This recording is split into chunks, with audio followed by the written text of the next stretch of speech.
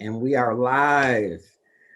Good evening, love and stuff. Good evening, those of you that are watching on the various platforms that we are broadcasting from. Those of you on LinkedIn Live, Twitch TV, YouTube, or Facebook. Great evening to all of you. We're excited to be here, though it's thunderstorming where I am. That might contribute to the psychedelic look that you're seeing maybe from your screen, but the show must go on. And I am excited to have here with us Vickie Brent-Touray, who has joined us and has an exciting event, exciting initiative that's coming up. And I just want to tell you a little bit about her. I'm so pleased to have her. She is an author, among many things. A Piece of My Mind is one of the writings. And about Vickie Brent-Touray, a 70s child. She was born and raised about 25 miles north of Detroit in the city of Pontiac. In the wake of great industry, greater music, the best food, and even better times, the entire Midwest was thriving and pulsing in the cradle of what was affectionately called the Big Three. I know everybody knows the Big Three in the Midwest. Absolutely. Ford, General Motors, and Chrysler. It was in the cradle of this great metropolis that the author was first inspired to pen personal experiences of visions, smells, and sounds that she considered truly marvelous. In this collection of poetry, the author takes us along for the ride as she reminisces about those same visions, smells, and sounds that truly create the tapestry that is Vickie Brent-Touray. We know that you too will enjoy that entire adventure, and I want to encourage you to get that book. Welcome, Vickie. Thank you so much for joining us. Thank you, Mr. Holmes, for having me. I'm glad to be here. Please call me Marcus. I will feel like I'm my dad. Well, thank you, Marcus. I'm glad to be here. Yes. And so I was talking, Vickie, with someone, and thank you, Aria Moody, who is a goddess in our community. She Absolutely. is a warrior for love and stuff and Marcus Holmes, and we love her completely. And so she made the connection, which is one of my favorite things to do, connect people to their passions. And I'm passionate about connecting people to people, Vickie. So thank you, Aria, for that. And those that are watching will double back to you who are probably making comments once we get into it. But I was talking to someone about the passing of Chadwick Boseman and how that, though he struggled fiercely with his private health challenge, how he was for us greatness personified and embodied. Yes, absolutely. And how everybody embraced, especially embraced this wonderful movie where it gave a depiction of greatness and royalty and this world that was filled with African energy and the African diaspora. And what would that be like if we created that world for ourselves, that we decided that we would support our own, that our Black businesses and their voices and the voices of the entrepreneurs who run them would be elevated. And enters Vickie Brent-Touray, who is doing that very thing in this area. And we'll talk about more about your plans to expand. But in this area, tell us what you are doing, what your collective and collaboration is doing to elevate the voices of Black entrepreneurs. So I am partnering, or we are partnering. When I say we, I mean Toure Family Enterprises, which is my family's business. We are partnering with another Black family here in Pontiac. And that family is the Allen family, and they own City Hall, the event spot, which is a venue here in Pontiac. Okay, so let me make sure I say this because people get confused. We don't mean City Hall where you go and pay your parking tickets, right? We mean SITI Hall, City Hall, the event spot here in Pontiac, Michigan. So that's ran by the Allens, and of course our store is ran by Toures, right? So what we're doing is we've come together to create an opportunity for Black businesses to shine, right? Our family business, my husband, I started, of course, and has owned that he's been doing business all of his life, right? I'm not sure how long Jeri and her husband have been in business, but I know they've been in business at least 10 years or more, right? So we've been doing business. However, what Jeri and I saw when we talked, was the fact that there are a lot of very, very talented Black people who may be in legitimate business and maybe just be hobbying, but they're extremely talented and they may not have an opportunity and a place to show their wares and their goods and their services, right? And because they don't, you know, a lot of stuff is sitting in the closet or is sitting in a room, but they don't have a place to show it, right? To produce it. And I think although our families have done a couple events together, I think what really pushed this one was the fact that we did a Juneteenth vendor celebration at City Hall, which was really spur of the moment. It was not planned. You know, she does events, I do events, but this was not planned. But after the pandemic, I don't have to tell you all, things just went, you know, wacky, wacko. So she called me, you know, and I like to say this whenever I tell this story, I like to say, so don't let anybody tell you that Black people cannot work together, because that is not the case, right? Right. Jeri called me about 5 days before Juneteenth and said, Vicki, I just really feel like something should be done, you know, for our community to give us an opportunity to come together and to give some of these businesses an opportunity to shine a little bit. She said, you want to help me put something together real fast? And I thought, oh, this is fast, you know, this is real fast. But I know what Jeri is capable of doing, and she knows what I'm capable of doing. So we said, okay, yeah, let's do it. So at the, you know, spur of the moment, we started calling people saying, hey, you want to set up, and, you know, what is it going to cost? And we said, nothing, just come, you know, just come, let's be together.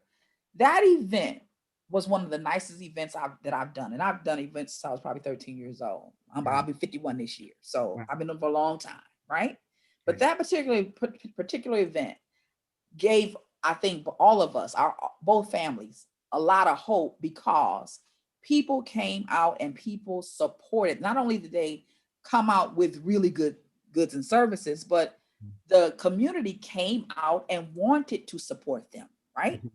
I do think that some of this had to do with the fact that this whole pandemic has brought around a new awareness about the fact that Black people need to learn that, or have learned that, anything you're doing for somebody else can be taken from you in a moment, in a blink of an eye. So if you have abilities, talents, gifts that you've been sitting on while you're doing something for somebody else that doesn't take any of your gifts, talents, and abilities, then you probably better rethink it, right? So the community wanted to be there, the people wanted to be there. At that event, they started saying, can y'all do something like this more often? Y'all should probably do something like this more often. Well, we were already having a conversation over in the corner. You know, let me just say this real quick. There's one thing that happened, lots of things happened at that event, but let me just give you one idea of, or one example of how much the community wanted something like this.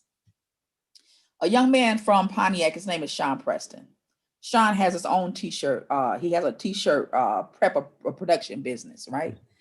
And he hasn't been started for very long, maybe 2 or 3 years. But Sean didn't call me or anything. He shows up at the event and he says, Miss Vicki. I said, yeah. He said, can I get the name of all the vendors that are here? I said, yeah. You know, I know Sean. I trust him. So I taught him when I was teaching, you know, back in the day. So he says, can I get the name? I said, yeah. I said, go around to the tables and get them. He didn't ask me why. I mean, he didn't tell me why he wanted them. I didn't ask him. I was busy, right? After he got all the names, he came back to me. He said, Miss Vicki, he said, I collected some money. Now listen to this. He said, I collected some money on Facebook, and I just kind of wanted to put all the names in a hat, and I wanted to bless whoever, you know, name we choose. I said, wait, what? He said, yeah. He said, I collected money for Juneteenth, for his Juneteenth celebration. Nobody asked him to do that, right? He said, and I just wanted to, you know, just kind of do just put everybody's name in a hat, whoever name we pick, I want to give him the money that I collected. I said, wow, Sean, that is beautiful. I said, yeah, of course you could do it. So he did that. And one of the ladies who came at the last minute won the pot, right? We didn't know what was in the pot. Sean gave her $300. Wow. So that's just one example of clearly the fact that people wanted something like this. So Jeri and I talked. and she sat down with her husband, I sat down with mine and said, hey, we should do something. We should go ahead and do something like this on a regular basis. And people have been buzzing ever since. So we're really, really, really excited about what's going to happen on Sunday. Wonderful. And this is the first of many. It's a monthly event. Monthly event. You're going to be inviting Black entrepreneurs to come and showcase their goods and services. Absolutely. Every first Sunday. It'll be every first Sunday at the same spot, which is a city hall, the event spot, from 2 to 7. So if you're going to church online or if you're going sitting in the parking lot or whatever you're doing, you ain't even got to go to collect fried chicken, because we will have what is a serve safe or safe serve certified and licensed vendors. Okay. Right. So we did that on purpose so that you can come, bring your family, and you can eat there. Right. Mm-hmm. We wanted to level up. That's the other thing that we wanted to do when it came to Black businesses. A lot of times, we may not have or may not pay as much attention to detail as we should when we're presenting things, right? When we are presenting our goods and our wares or our services or our customer service. Yeah. So one of the things that we talked about, Jeri and I, is the fact that we want this particular event to be an event that people look forward to and an event that people travel for. Mm-hmm. What we do know about Black people is this, and their spending habits or their when they purchase, they like good stuff. Mm-hmm. Right? They like good stuff. Yeah. Sometimes they're paying for name, not good stuff, right? Oftentimes we do that. Right. But we do know that we have an affinity for nice things, right? Right. So what we want to do is to be able to offer our community high quality goods and services. One way we're going to do that is to make sure that they have certified, licensed food vendors. You understand? Mm-hmm. Now, when we started saying that, we started getting questions from, which we thought was wonderful, from the community saying, well, what if I'm not certified?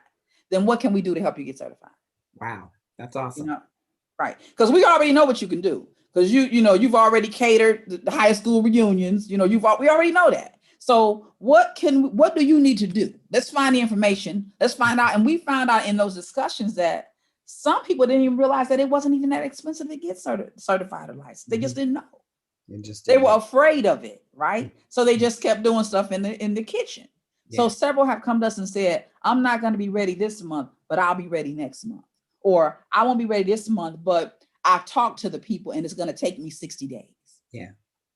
Okay. That's great. So some of the statistics that I did see, Vicki, I was looking at some of the Black purchasing patterns, and you're right, Black people like expensive things. I think it's something like 576 million of their dollars they put into beauty goods and things around hair care and things of that nature. But they like to shop at high-end stores, according to the surveys that Nielsen did. They want to shop at Saks and Neiman Marcus and all of the high places. And what I found that was interesting in those statistics, Vicki, is that while we're moving to online, a lot of people that are Black and African American like to shop face to face. They like the interaction of face to face. So these type of events are right up the alley, according to the survey. So I think that's great. And I also love, and I was going to ask you, what about people who haven't gotten there with their product or haven't gotten there with customer service as it relates to a level of excellence? Because a lot of times we run into that, Vicki, and sometimes instead of helping them, we might say, I ain't going back to them no more. They're not on time, or that's right. They weren't up to par. But I love that you were trying to say, okay, now what can we do to help you up your game? Absolutely. Absolutely. Because when you said I'm gonna go back to what you said, when you said we like that one-on-one. Black people are communal people, period. Yes. Right? If we're not communal people, that's because we picked that stuff up somewhere else. We are communal people. So we like the camaraderie, we like the fellowship that comes with purchasing or with anything. We'll figure out a reason to get together, have a barbecue. It don't have to be when I see some of my friends or some of my children or friends that have these. And I know you've experienced this. It's hilarious to me, but it speaks to the fact that we are communal people. When you find a young adult that says, I'm having a party for my 4-year-old, but they invite all of us to the royal party. You get to the party, it might be at the hotel, you know, and because they have a pool. I'm thinking, this is not for this 4-year-old, this is for us. 4-year-old, it's for us. But it is just an example of how communal we are. We like to be together, you know. Yeah. So that is another reason, because we talked about, well, can we do something online? We even talked about that for the first one that we got rained out. Mm-hmm. But we came back to what you just said. No, we want to be together. We're going to wear that PPE and we're going to be together. Yeah. And some more of the statistics I'll share says more than half, 52% of African Americans find in-store shopping relaxing, compared with 26% of the total population. Mm-hmm. And 55% of Black consumers say they enjoy wandering the store looking for new interesting products. When shopping, African Americans are most influenced than any other population by store staff, in-store advertising, and merchandising. So we like to get in the throes of what's happening and get involved. Absolutely. Absolutely. Did you see, you probably have heard this already, the statistic that it used to be, I believe it was 2 years ago, was that Black people spend $1 trillion a year, right? But now it's over $1 trillion. 1.3 trillion is what they're saying. Absolutely. $1.3 trillion a year. A year. So and only 2%, the study says 2% of that money, 26 mm-hmm. billion, is mm-hmm. what circulates back in the Black community. Only 2%. Only 2%. And I saw a study today that said 3%, but it doesn't matter. It means pennies. Pennies circulate. Now, and I'm going to read this because I can't remember. Well, let me not say that. I'm not going to say that. Sometimes, you know, things get away from me. So I'm looking at it. So I'm making sure I give it to you right. This one, I'd heard this, but I didn't hear all 4 pieces. So let me just say this. So it says that and I got this offline today from truthbetoldnews.com. Okay. It says that the dollar in the Asian community, it takes 30 days. It circulates 30 days in the Asian community, right? Mm-hmm. 20 days in the Jewish community. 17 days in the white community. And this is before it leaves their community, right? Mm-hmm. How long do you think it takes for the Black dollar before it leaves the community? Let me go back over it again. 30 days in the Asian community. They circulated 30 times before it's released somewhere else, right? Mm-hmm. 20 days for the Jewish community. 17 days for the white community. How many days do you think for the Black community? 1. 6 hours. Wow. 6 hours before it leaves our community and goes somewhere else. Wow. Now, that was, you know, there's been some discussion about that. I've heard several people use that 6-hour piece, right? Mm-hmm. I follow Dr. Claude Anderson. I even heard him, I believe, use that 6-hour piece. Mm-hmm. So there's been some discussion about where it actually came from. Mm-hmm. I won't get into all that, because this is what I will get into, what I know. And what I know is the people that I grew up with, folk around me, the people that I have been in relationship and fellowship with, get paid on Friday, and before they get home, it's gone. Yeah. Now, with Amazon and all this, you know, online shopping, a lot of times that money is gone before Friday. That's correct. You understand what I'm saying? And it's not going, like you said earlier, you saw some information about the fact that we like to shop at Neiman Marcus and we like to shop. So it's not coming back in the Black community where it can help me or you. No. 6 hours or less. I'm going to say or less, because like I said, when they wrote this, I don't think they took into consideration that you can shop anywhere online now. And since that's the case, when that money hit on Friday, it's already gone most of the time. Already gone. Because I have to be honest and say myself, I don't spend like a lot of people I know, but I do know this. I take my time and shop, and I like Amazon, right? Mm-hmm. So oftentimes I don't like making fast, quick purchases, because I don't want to do any shopping that is just, you know, just feel good shopping. I want to get it because I need it, not just because I want it, right? Mm-hmm. Right. So oftentimes my Amazon cart has stuff in it. Mm-hmm. But that's because I sit and I look and I put that in there and I let it wait. And I said, let me think about that. And I put something else in there. So when I'm ready to purchase, it's there. But my spidey senses tell me there are a lot of people that look like you and me that stuff in there. And when that money hit on Friday or Saturday or Sunday, whenever it does, that stuff is gone immediately. You understand what I'm saying?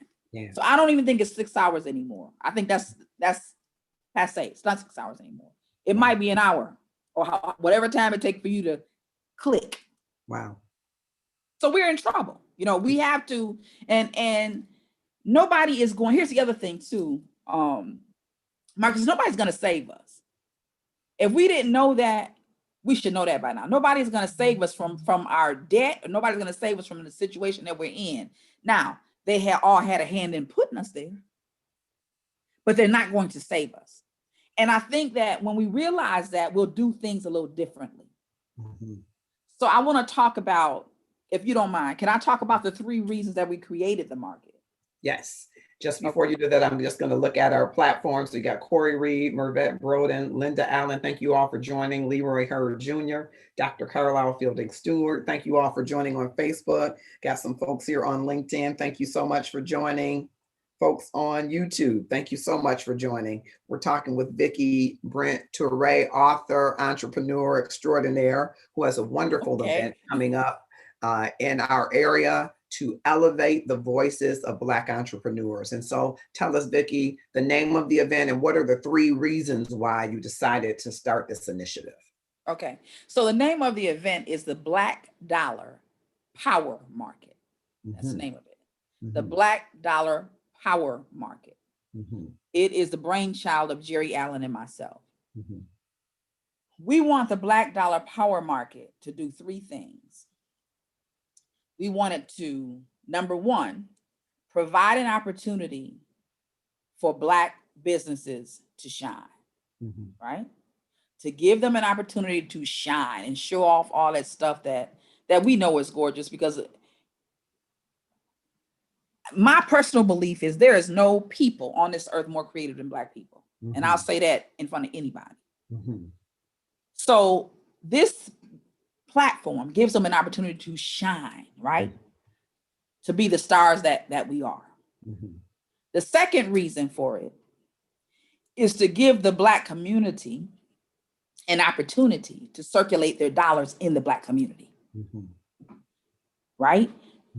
They could bring their dollars, and we don't want them to spend every dime they have, because that's not the point of it either. But the point of it is to give you a place where, excuse me, you know that when you do spend your dollar, listen to this. First of all, you're not spending it because you're not spending it on something because everybody else is doing it, right? But you're spending it because you know that you are fortifying your community while getting things that you need and you desire that are of good quality and of good service to you.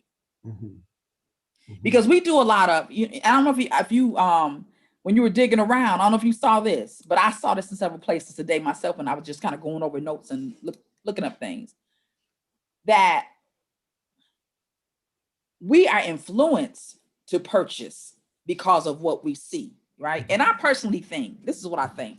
I think that comes from, we love shiny things. You know, we love stuff that's going to bring attention to us. We love those kinds of things, right? Anything that's going to distract you and bring your attention to me, we love that kind of stuff. But I believe it comes from just the fact that our ancestors didn't have in slavery and so forth, right? They didn't have. And because they didn't have, when they got to a place where they could have, they wanted to have the best of, because they were always given the worst of everything. And I think that has translated, and it has just gone from generation to generation to generation. So now here we are, still in a state where we think that we have to prove ourselves and our worth by putting on the shiniest this and driving the shiniest that and living in the biggest house, when you know that you really can't even afford to pay your water bill. Right. So this is an issue that we got to come away from, right? We just have to come away from that. The third leg, the third reason that we have created the Black Dollar Power Market is to give white people an opportunity to support our businesses in the same way that we've supported theirs. Because every other community outside of us, just about every other community have flourished on our labor or our production in that community, right? So we have a lot of friends. I know, I mean, I'm sure you do. I know I do.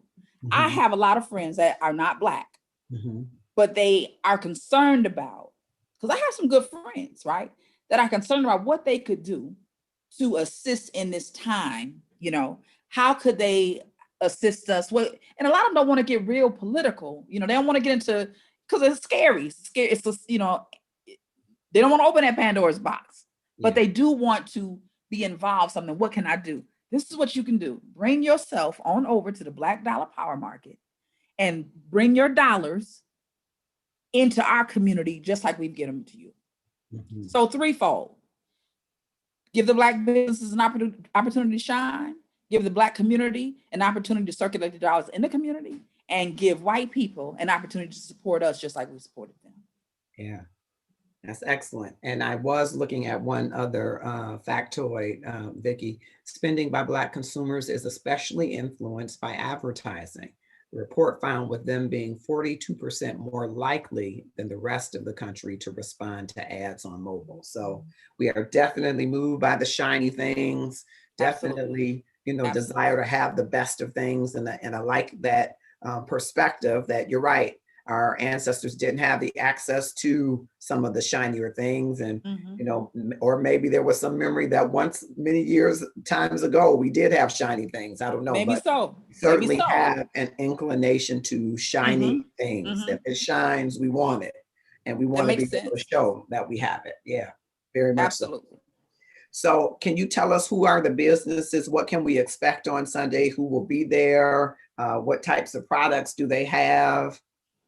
So we have one. Let me just go to food first, because I think that's going to be important, right? Really important. But we have a business out of Detroit, and the name of it is Savvy Meal Solutions, who's going to do hot and cold food. Okay. We will have also an adult adult drink vendor, although I don't know her name yet, so I can't give you that one. Okay. We will also have a lady who is getting really popular around the Detroit metro area doing Harold's Italian Ice. She's also from Pontiac, but if you haven't had Harold's Italian Ice, it is really, really, really good. It's Italian. It's better than some of the Italian ice I've had in New York City. I mean that. And she's a Black woman. And she said that, I want to say she told me, if I remember correctly, she said that she got the recipe from her father, I think. But when she comes, that little cart you can find over at the Oakland Market sometime, down at the Eastern Market, you know. Okay. That's some good Italian ice. And those kids will knock her down trying to get to that to her cart. So as Harold's Italian Ice will be there. Then, and I'm doing this off the top of my head, so if I miss anyone, you all charge it to my head, not my heart. Okay. We are also going to have Tanya's Personal Touches will be there, and she does personalized. She does personalized smoke trays and all kinds of stuff, all kinds of goodies. We also have her name is Kathy Daniels from E&K. I don't know if you all know anything about, it's E&K online now. However, she did have a place downtown Pontiac before the pandemic. Okay. Beautiful, beautiful clothing. She does kind of like classy going out clothing, but Kathy is a little bit of everything. She has some church lady clothes, she has some sexy clothing, but very classy stuff, you know, really classy stuff. We have actually several clothing vendors. One of them that will do that kind of vending. We have another one who will come in. I believe Vita Michelle is coming, who owns Divine 26. And she does more of your sexy mama clothing. You know, let me just put it like that. You know, so she'll be in the house. We have someone there we have two artists that are coming that are on deck but have not completed. So I will not say their names. We do hope to have art in the house. Several different kinds of t-shirt vendors, the blingy t-shirts and face masks, and someone who's doing glasses and shades. So there are a lot of people will be in the house, and I can't, and even someone we have Miss Therese Teasley of Driven by Purpose, which is also an empowerment company, but she does community resources as well. So there's a couple of community resources on deck as well that may also be there. So there'll be a little bit of everything in the house. Okay. A little bit of everything. Wonderful. And so people that are interested in participating, how do they go about connecting with you to get involved? And you know, do they get to participate monthly? Is it a rotation? It is, yes, it's once a month. Let me give you my information first. You can send, first of all, I'm on Facebook, right? So you can find me on Facebook. My page is open, and my name is spelled Vickie, B as in boy, R as in Richard, E as in entertainment, N as in Nancy, T as in toy. So it's Vickie Brent-Touray, Touray. Vickie Brent-Touray, Touray. And that's on Facebook. You can find me there. You can message me there. Also, you can text me at 404-913-1298 and just say, I'm interested in vending. How can I do that? 404-913-1298. So you can get me there. My email address, VBTOURAY@gmail. That's VBTray@gmail. Okay. What we're going to do is build what we've been doing is building a database. So if you have any interest in vending with us, what I'm going to ask you to do is when you send me that request, I'm going to send you an application. You fill out the application and send it back. Now, you may or may not get on for this week because we're filling up, but that doesn't mean you may say, hey, but I sell something that we haven't heard. In which case I'll say, okay, come on through. If not, we'll keep you in that database, and then we'll alert you for the next Sunday, next first Sunday of the month. And then if what you have fits, then we'll fit you in the category. So what I'm doing is putting together a schedule where I can pin people there. One of the other things that we're concerned about is we don't want to have a whole lot of people doing the same thing so that it becomes a waste of time for vendors. We don't want that to happen. It's not about a come up for me and Jeri. It's about a come up for everybody, right? So if you put in an application now, don't wait till later. If you think you'll have an interest, put it in now. Just put it in now, and I'll send you something. Say, I got it. Thank you. You may not get on this month, but that don't mean that we don't want you. We just want to make sure that when we plug you in a place where you can still make some money, and you haven't wasted your time coming from packing your car and pulling your stuff together. We want you to have an opportunity to actually make some money. And you talked earlier about dollars circulating in the community. And one of the questions I wanted to ask, is there a push? Because a lot of small businesses have 10 or less employees, right?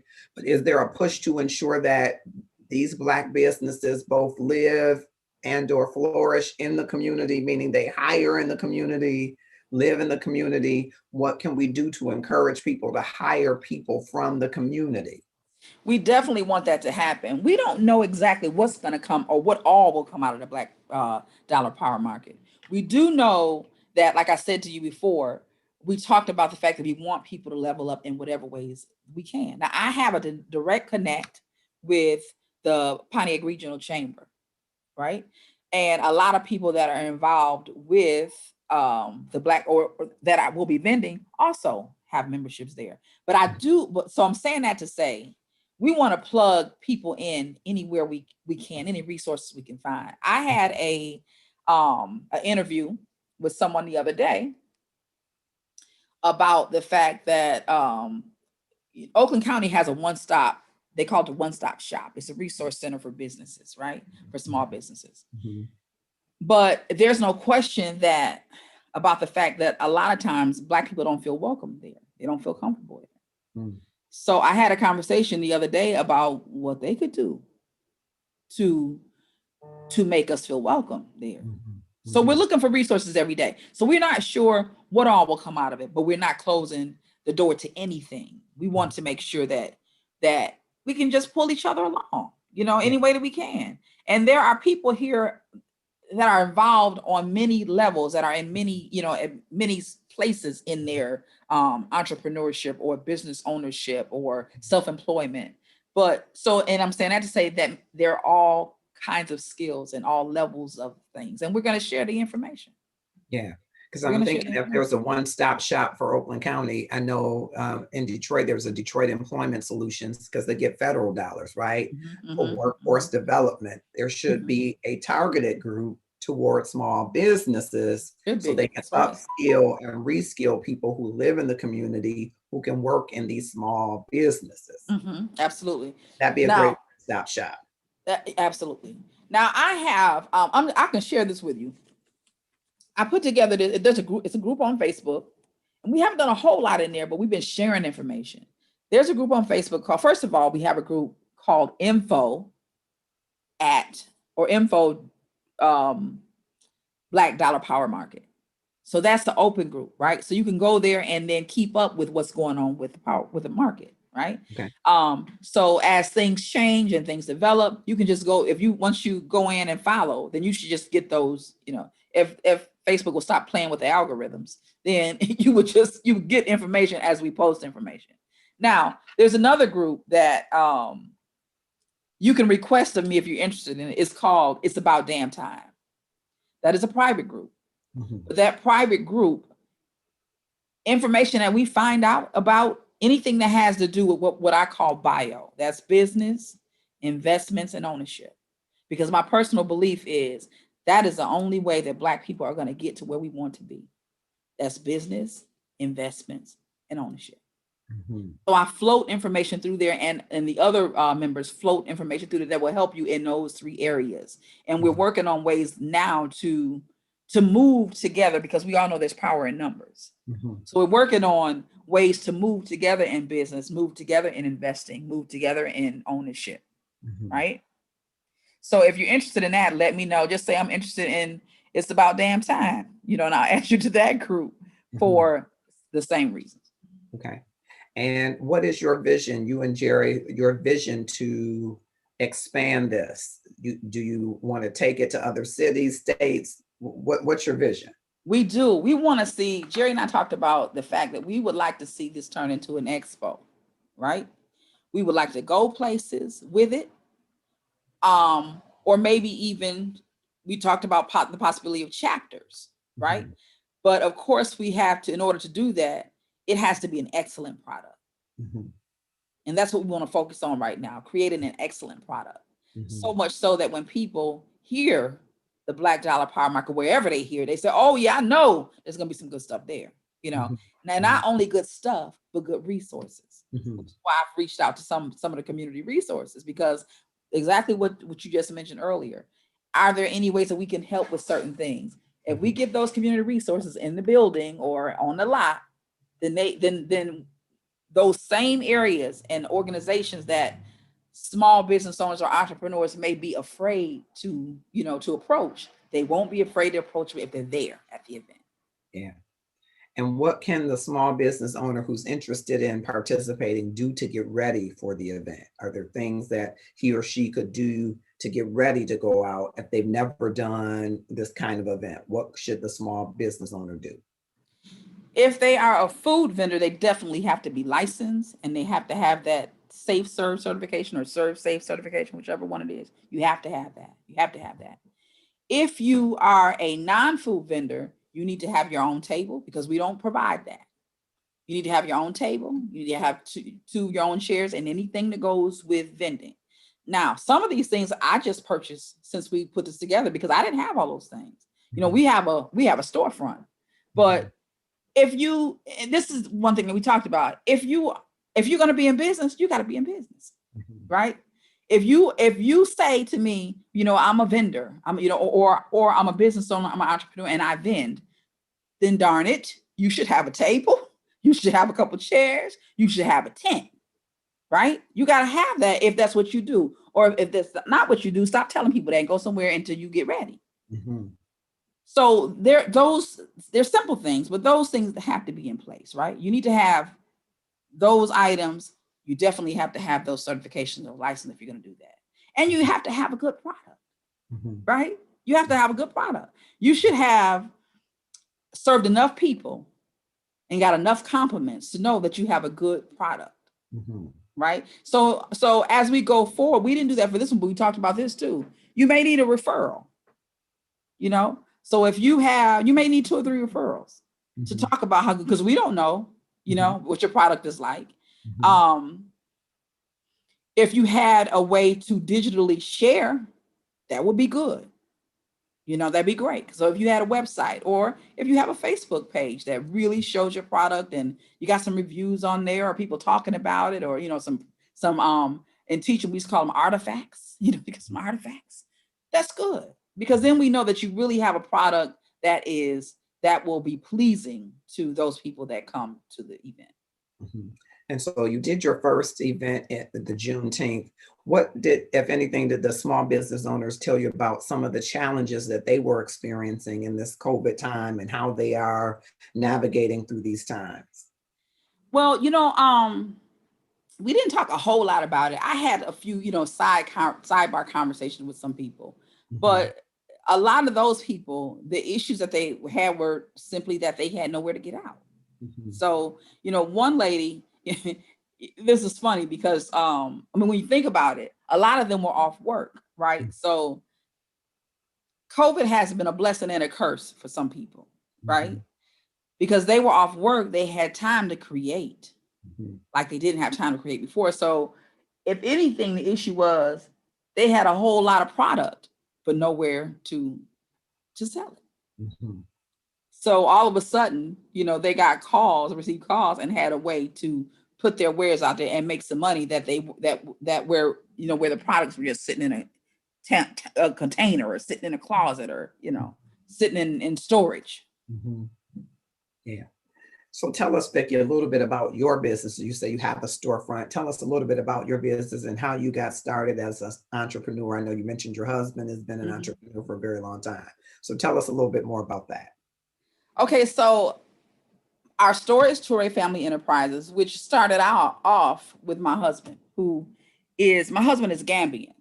So he has been in business for himself or for his family since he's about 14 years old, right? So long time. And so Toure Family Enterprises became family really when I came along. That's really when it became family, because when he came here, he was just kind of running on his own, right?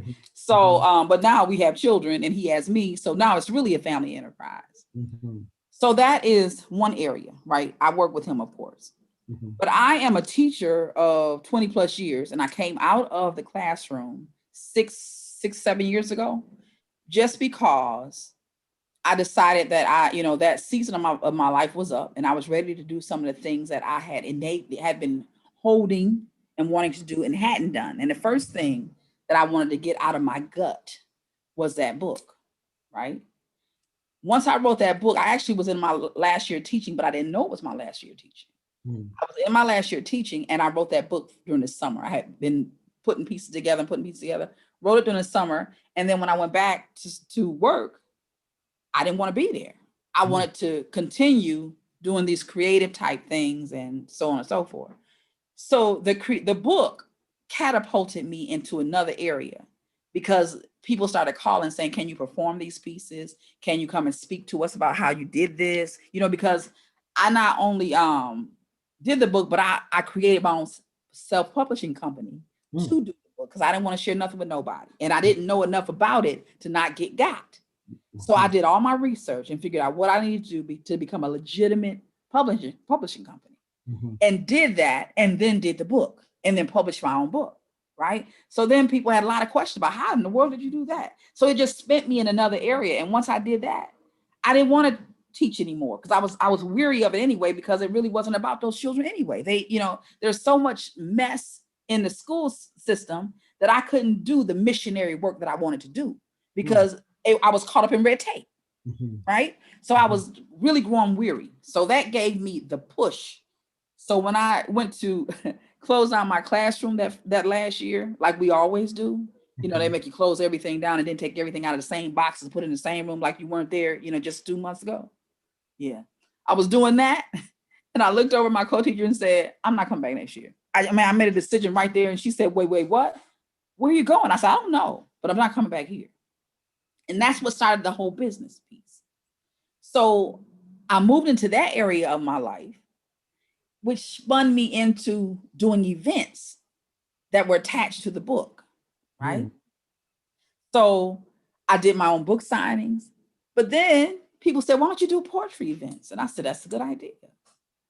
So I started a business call. It didn't start off as a business, but it turned into one because they wanted to have it every other week, right?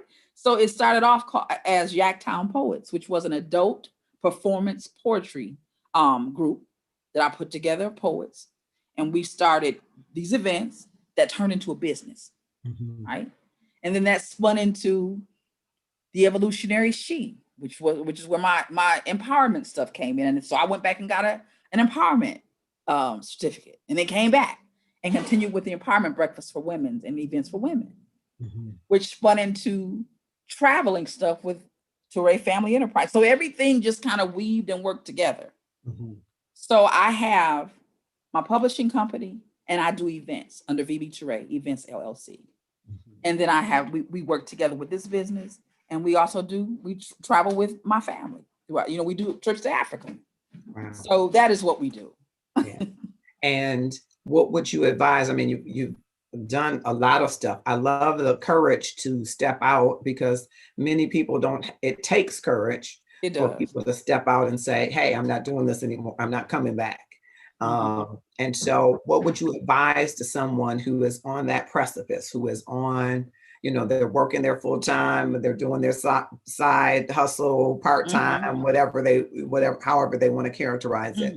And they're just at a place where they're not sure to step out. What would you advise to him or her?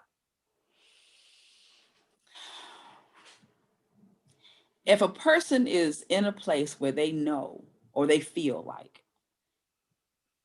this is it for me, I have to do something else. You know, I have to do whatever that something else is. You better know that's what you want to do. And I don't want to scare anybody, because I think that first, I think that you have to know. You have to know what it is that, and I believe in God. So that's all. I won't go any deeper than that, but I believe in God. So I think that God gives, or the creator, however you want to, the universe gives all of us something particular to do. Sometimes that it morphs over time, but it's still the same kernel, right? First, you have to know for sure that's what you're supposed to be doing. And I think the only way you can know that is, for it to be downloaded. You got to get that straight from God. You got to get it straight from the creator. And I think that in your quiet time, whatever that is, he or she will give that to you. So that's the first piece. You got to know what it is. And then once you know what it is, you better know you know what it is, because it better be something that innately you would do it for free, right? Because there are many days you will do it for free. So it's got to be, you better know it, and you better know that I enjoy this so much, I will do it for nothing, because some days you will do it for nothing, right? But if it's what you're supposed to do, you will enjoy doing it for nothing, and the joy that protrudes from you, that you exude because you're doing it, that's what's going to bring you the money. Okay? Because a lot of times I think that we can move in our gifts and talents and abilities, and we don't always see the money right up front. But if that's what you're supposed to do, you're going to love it anyway. And that is what I call the anointing. You know, I think that when people are moving in, you know, I grew up in the church, so I've heard anointing to mean something a little different than what I understand it to me as a 50-year-old. Okay. Right? So I think that when you are moving in your God-given gift, talent, and ability, it looks easy when you're doing it, because you're moving in your anointing, right? And when people see that anointing, that's when they talk about your gifts making room for you. When people see that you can't see it and not know what it is. So when people see it, they're attracted to you doing it. And when they're attracted to you doing it, that's when your money comes. They want to pay you for it. Okay. So so first know what you're doing. right? No, I mean, no, that's what you're supposed to be doing. And then you got to, if you can't come off your job, then do a little here, right? And the best way to start it is to do it for free. If you can't come off your job, do it for free. You know, I started offering stuff at the public library. Everything don't have to be tied to money. You know, offer it, because when you do good, they're going to see you doing it and say, oh, can you come back and do that? And then they're going to pay you. Right? So you get enough of that going on, and you're going to be able to slide right on out of that job into what you want to do, what you were created to do, or you never know what God might do. When you're just kind of keeping your head to the plow, you make sure if you can't come off, you make sure you can set your schedule, for instance, say, I'm going to give away my service once a month. I'm going to give away my service twice a month on a Saturday, right? And when you go in the best that you have. You give the best that you have. You don't go and have a assistant. Go in the best that you have, because that's what people are going to see. And when they see it, they're going to invite you back with a paycheck, with a checkbook. Does that make sense? Did I answer your question? You answered my question. I wanted to make sure, and I haven't paused for a moment to say that we're talking to Vickie Brent-Touray, but I wanted because there are entrepreneurs and there are people on the precipice of becoming an entrepreneur. So I think what you're saying is important for people in our community to hear, who are ready to step to their next level. And what I think that you have shared, a lot of what you've shared is great jewels, but a part of it, that walking in that anointing, walking in being graced to do something. And I think that's so important for people to hear, because sometimes we struggle with whether or not we should step out on something, but you got to really know, is this something that I could do out of my passion, something that I love to do? And am I graced to do it? Am I really graced to do what it is that I want to do? So yes, that answered the question, because I want entrepreneurs to understand, learn from you, because you've done so many different things, to hear some of the things that you would have contemplated going into that. So once you became an entrepreneur, what are some of the challenges that you might share, that you learned, lessons learned, or challenges that you overcame when you became an entrepreneur? Something I still struggle with now, you know, and we've been in it for a minute, but still something I still struggle with now is balance, right? Because I am the mother of 3 at home, right? And I run businesses. My husband runs a full-time business. So time management is sometimes, you know, because I want to be Superwoman, but in the reality, that's impossible to be a real, you know, it's impossible, or Superman, you know. So that's a struggle, and it's still a struggle, you know. I'm being as honest as I can be, because you're going to run into that, you know, if you have life going on. So that can be an issue. What was one thing that was an issue is, which I thought was really interesting. My husband, like I said, has been in business all his life, right? But when it came out to go into business, I think that he was fine with that. But when I went into it, it looked different than what he was used to. He was used to me living a life that was something that you could count on a regular basis. You know what I'm saying? That you could expect me to go to work at this time, come back at this time. You know, that's going to happen. I'm going to be locked down, checking papers this time. But when I moved out of that, it gave me a totally different lifestyle. And it took him a minute to get used to that. He's like, whoa, what? At one time he said, my husband said to me, I forgot, I can't even tell me what you do. What do you do? You know, what do you do? And I had to tell him, I said, I am a teacher. I'm a teacher by gut. I was created to be a teacher, right? And I still teach, but I'll teach the community, not a classroom, right? So, okay. Yeah, I'm still teaching, but I don't teach for the other man. I teach for the right man. It's different now. You understand what I'm saying? So that can be a struggle when the people around you have a certain expectation, or they're used to a certain thing from you. So then that takes some adjustment, some, you know, getting adjusted to that.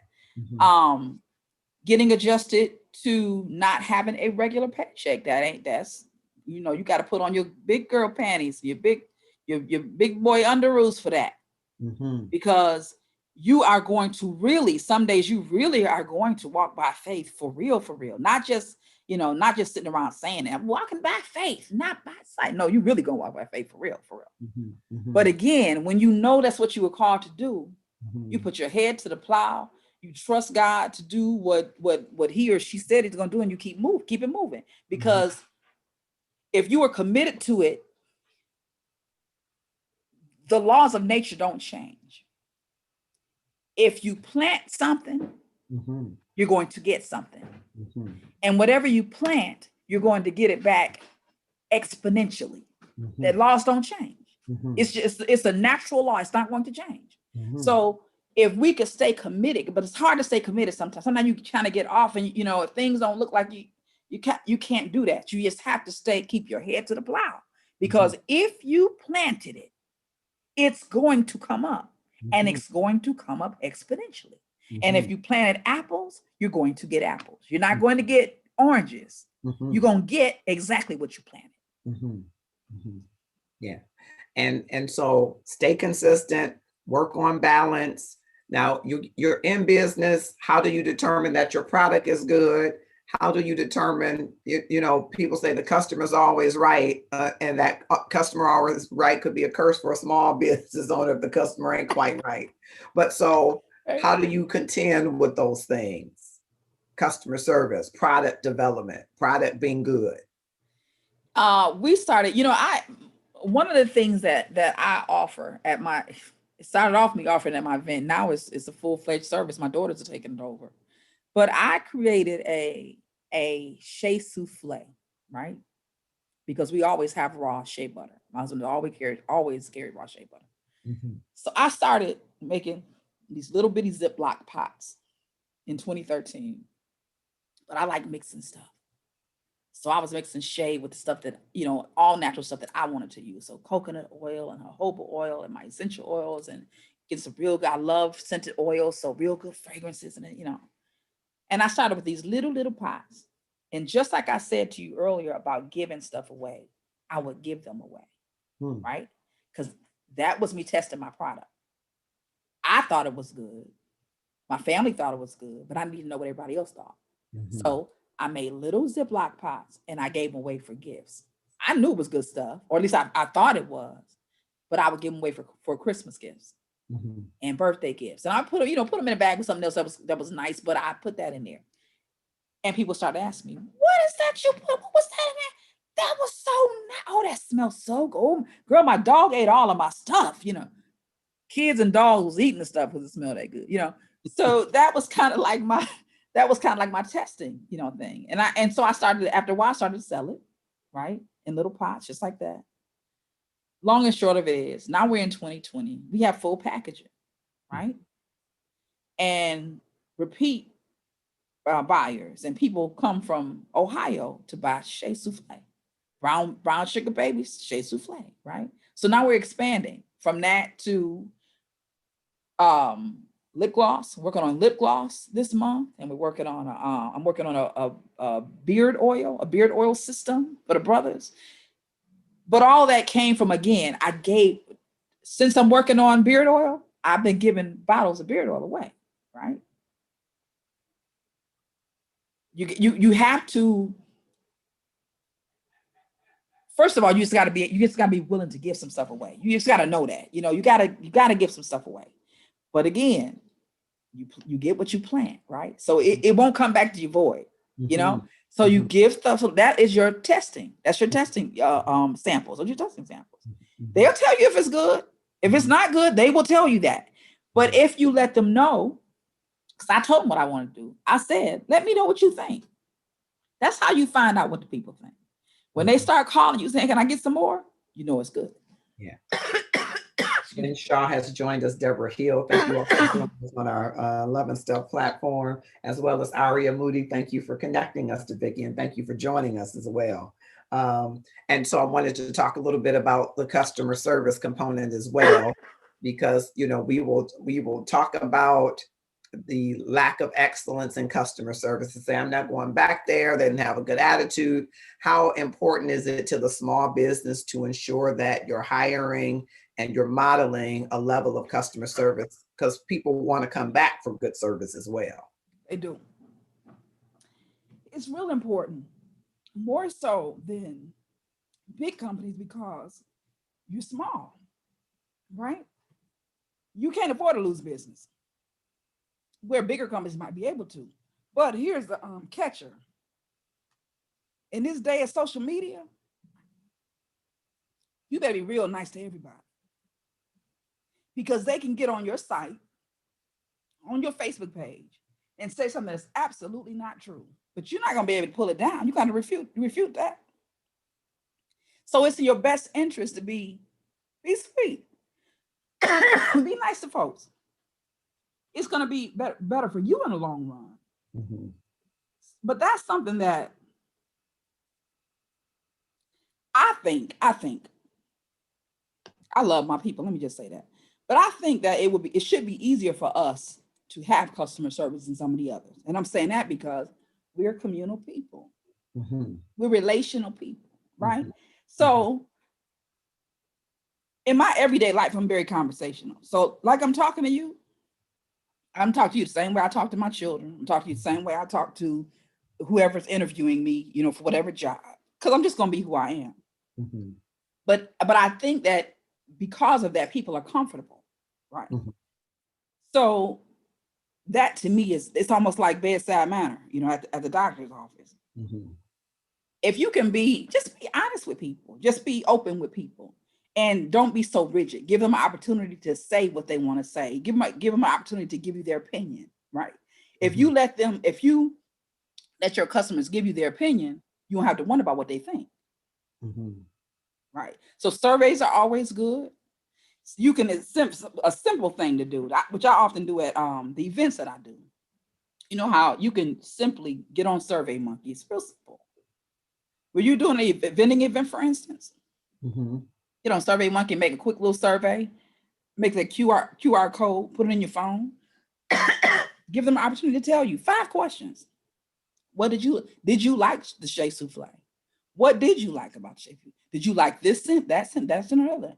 Would you like to see another scent in this product? Give them an opportunity to tell you. Then you don't have to worry about bad reviews. You understand what I'm saying? Mm-hmm. Okay. Did I answer your question? Oh, absolutely. Absolutely. Okay. And thank you all for joining us on the Love and Stuff channel as well. I'm just doubling back to you, checking the comments. Thank you so much.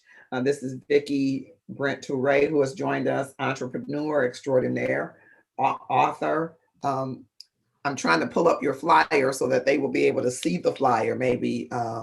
Now, are there names of folks that are participating on there or no? No, there are no names on there, only because you have people still coming in. Got it. So no names are on there, but I will tell you that we have about 14 vendors that are scheduled as of right now. Okay. All right. Wonderful. Okay. Yep. I think it's coming up. If I can pull it up just to show people. Right.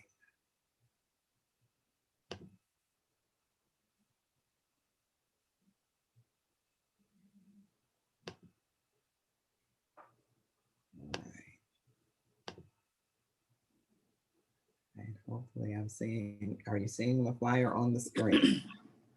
Not yet. Or at least I don't see it yet. Oh, I see it now. Oh, fantastic.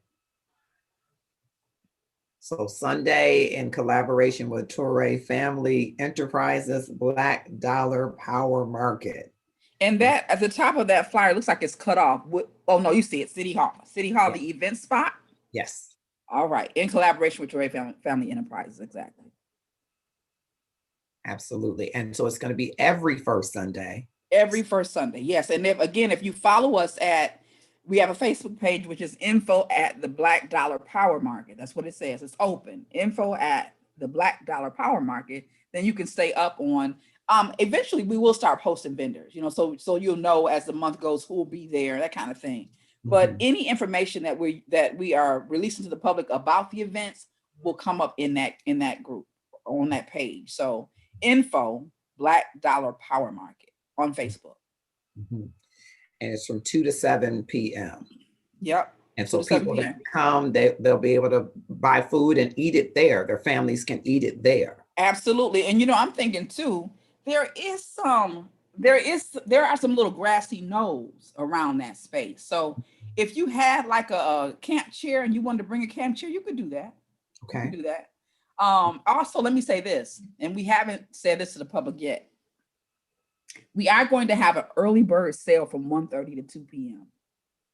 We have asked every vendor to have at least one item that they will discount for early bird shoppers. So if you want to come at 1:30, it would probably be in your best interest to be there at 1:30 for that 30 minutes, just 30 minutes. So come in there at 2:01 tomorrow. Can I still get the early bird special? No, you may not. It's 1:30 to 2 p.m. And the purpose of that is to Marcus, we're leveling up. Yeah. Because we have an issue about time, right? Yeah. So those of us who are there at 1:30, you got 30 minutes to get some real good deals that nobody else is going to get. Yeah. And you heard that from me. Yeah. Okay. All right. Yeah, we have that issue with time. I won't share the name of the business. And I did what you just said. I went to their Facebook page and made, I'm going to say in the spirit of Herbert Holmes, my father, a nicety post, because I went to this specific business and their posted hours online were until 8 o'clock. And they decided that they were going to close early at 7. And I got there about 6:45 and was told, well, we're getting ready to close, so hurry up and place your order. Oh, so hurry up. Okay. And I thought, this is probably where I should walk out the door, but I didn't. Was it worth your stand? Was it worth your stand? Huh? Was it worth your stand? Well, I have to admit the food was excellent. Well, good. but the customer service was not. Yeah. And so I felt like I wasn't in position for the 15 minutes I was in there. Then I was told, well, we're going to close up the front lobby. Would you mind waiting in your car? No. And we will bring the food out to you. So after about 20 minutes, when the food didn't come out to me, I went to the door and knocked and said, did you forget me? Oh, no, come on in and get your food. Oh, yeah, that would have made me a little angry. So I said, is the manager available? No, the manager don't work on this day. I said, oh, okay. I said, so the manager leaves you to self-manage then. And he thought about it and he's like, well, yeah, I guess so. I said, okay. So he or she leaves you in charge to make sure my experience is great. Do you think it was great? Not good. Do you think the managers are going to hear about this? The manager's going to hear about this. And I don't blame you. Appreciate that the manager contacted me and said, what can I do to make it good? I said, hey, your food is fantastic, but I don't know today that you can make it good. I'm going to think on it because I like to share the things that I like. So if I have a good experience, I'm telling everybody about it. And because you are a Black business, I don't want to tell everybody about this bad experience. So I'm just going to let it ruminate until it ruminates out of my system before I come back. Did he offer you any kind of accommodation? Not the self-manager, but the manager later after I made the post. Oh, he made offers after I made the post. Yeah. The self-manager was like, it's time to go. I've worked my shift. What more do you want? But in a small business, it's going to be key that the people that you hire have the same thought and mindset about customer experience and food prep and all of the things that you would as the owner. Because when you leave them alone, they are as if the owner. They have to have as much buy-in as you do. And unfortunately, in this case, and in a couple of others, our beautiful Black African American brothers and sisters have to make sure that the people that they employ, and sometimes it's family, and sometimes, we don't want to have those tough conversations with family, but when it comes to business, it is business. You got to ensure that your family understands, hey, a 9 o'clock open means that the door is open at 9 and people can place orders. It does not mean at 9:15, you're telling people, okay, now I'm ready. That's true. And the other thing too, go back to what I said about planning, reaping and sowing. If that, will you tell me if the manager would have said before you posted, if the manager would have said to you, you know what, I'm really sorry about that. If you come in next Tuesday, I got a free meal for you. Would that be okay? It would have been just fine. And you would have felt good about that, wouldn't you? I would have walked away feeling good. Now listen to this. The plate of food, let's just say the plate of food was retailed at $20. That plate of food is only going to cost him or her about $4 or $5 to make. Mm-hmm. All he's giving you is $4 or $5, but that $4 or $5 would have totally changed your mind, wouldn't it? Mm-hmm. That's what people don't get. Mm-hmm. A lot of times we're so scared we're gonna miss something. You're so scared you're gonna give something away that you're missing out. You're missing Mm-hmm. out. Because if that was me, that's how I like to think I would have handled it. I would have said to you, you know what? You right, we were wrong. I'm so sorry. And then I probably would have said, yeah, and then come get a plate and I'm gonna put you extra piece of cake on there. Not only would you have come back, you would have brought some more people. You brought more people. Of course. And you would have said, she treated me real good when I was there. Treated me really good. That's all it takes. And it only cost me $4 or $5. Yeah. That's the part of customer service that we have. We got to have that. We have to understand that. And instead of being so afraid that you're going to give somebody, you ain't going to get it back. You're going to get it back. Mm-hmm. You're going to get it back. Yeah. That's excellent. Excellent advice. I think, that's one of the areas that I think our people could improve. Because we are communal, I think we're uniquely at an advantage to sweep customer service from under any other community, because we are communal by nature, but we don't harness that as well or leverage it as well as I think that we should to ensure the customer has the kind of experience that makes them want to tell everybody and keep coming back. Because they want to, people like to feel special. Mm-hmm. They do. They like to feel special. Mm-hmm. So if you can make them feel special, you never know. First of all, you never know what people are going through. Mm-hmm. And something as small as that kind gesture could mean a whole lot for them, for them and for your business. Yeah, absolutely. Well, Vicki, Brent, Toure, thank you so much for being with us. Tell us one more time, Sunday, September 6th, where should we be? What time? And you've given us your information, so I'll make sure that we drop it in the comments later. But awesome. We want to make sure that people that want to sign up, participate, the vision I think is great. And there's room, for, chapters or however you decided, but starting, fine tuning it here. I love that. But I know that there are other entrepreneurs in the Metro Detroit area who are going to say, hey, we need the same kind of thing. And you're right. If they can have the Novi Expo, why can't Vickie Torre and Jeri Allen have a Novi Expo experience? That's right. Absolutely. Absolutely. Tell us, one more time about the event and what we can expect Sunday. The Black Dollar Power Market will take place this coming Sunday at City Hall, the event spot. That is SITI, don't go down there where you pay your parking tickets. SITI Hall, the event spot, which is on Perry Street in Pontiac, Michigan, from 2 to 7 p.m. Bring your family. If you wanted to bring one of those fold-up camp chairs, you can sit down, while you eat, because food will be available. Hot food, cold food, and many non-food vendors will be there. If you come between 1:30 and 2, you're going to get those early bird specials. Every vendor is asked to have something for the early bird shoppers from 1:30 to 2 o'clock. So you'll get a discount on some items if you come at that time. Every first Sunday, but we're looking to see you this coming Sunday from 2 to 7. No, from 1:30 to 7. 1:30 to 7. Vicki, thank you, Marcus. Thank you so much for being here. I wish you much success. We're going to be tracking back with you. Yeah, please. Because I'm in human resources, I'm always thinking about the employee and what we can do to help to upskill and reskill them and give them opportunities right in our community. Because, I was not aware of the statistic that you brought to us about the Black Dollar staying only 6 hours or less. 6 hours or less, in the African-American community. That's an indictment on every one of us. Absolutely. That our dollars do not circulate. And you're right. For many of us, our dollars are spent before that Friday paycheck or That's Thursday, right. whatever it is.